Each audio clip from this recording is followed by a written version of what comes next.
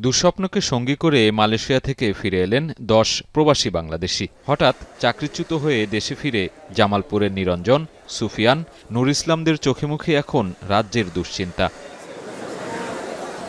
মঙ্গলবার রাত ১:৩০টায় মালয়েশিয়া থেকে শাহজালাল আন্তর্জাতিক বিমানবন্দরে পৌঁছান তারা। মালয়েশিয়ায় গ্লাভস উৎপাদনকারী প্রতিষ্ঠান মেডিসেরামে কাজ করতেন এই প্রবাসীরা। কোম্পানিটির শোষণ আর অন্যায়ের বিরুদ্ধে প্রতিবাদ করায় কাল হয় এই শ্রমিকদের। আমাদেরকে প্রথম মাসে কোনো বেতন দেয় নাই, দ্বিতীয় মাসে ২০০ টাকা, এভাবে করতে করতে প্রতি মাসে এক বেতনের ৩ ভাগের 1 ভাগ এমনি করতে দিতে এরা ৫ মাসের আমাদের বেতন বকেয়া ফেলছে।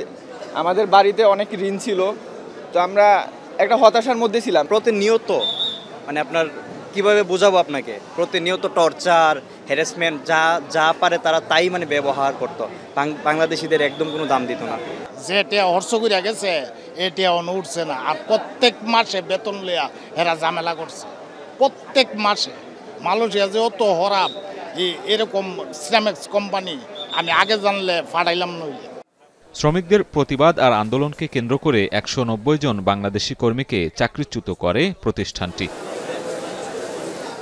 দেশে ফেরত প্রবাসীদের অভিযোগ, অন্যায়ভাবে চাকরিচ্যুত করে তাদের দেশে পাঠানো হয়েছে।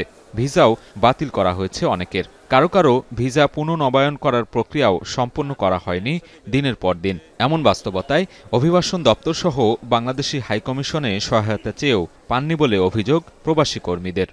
আমার রানিং ভিসা ছিল, সকালে রানিং ভিসা ক্যান্সেল দিছে, দিয়ে আমার দুপুরে টিকিট ধরাই দিছে।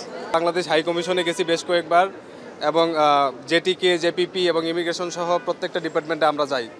তো তারা যাওয়ার পর আমাদের কোনো ধরনের কথা শুনে না, মালিক পক্ষ তাদের কথা শুনে আমাদেরকে ওইখান থেকে বিদায় করে দেয়। গেল ৩১ অক্টোবর কুয়ালালামপুর ভিত্তিক কোম্পানিটি সব বাংলাদেশি কর্মীকে চাকরিচ্যুতির চিঠি দেয়। এর আগে গেল ২ বছর ধরে বকেয়া বেতন ও নিয়োগ ফি ফেরতের দাবিতে আন্দোলন করছিলেন বাংলাদেশি প্রবাসীরা। সাজিদ আরাফাত, এখন, ঢাকা। ৪ গুণ শক্তিশালী এনজাইম ও অধিক ফেনা সমৃদ্ধ অরিক সিলভার ওয়াশ মাত্র ৭০ টাকায়।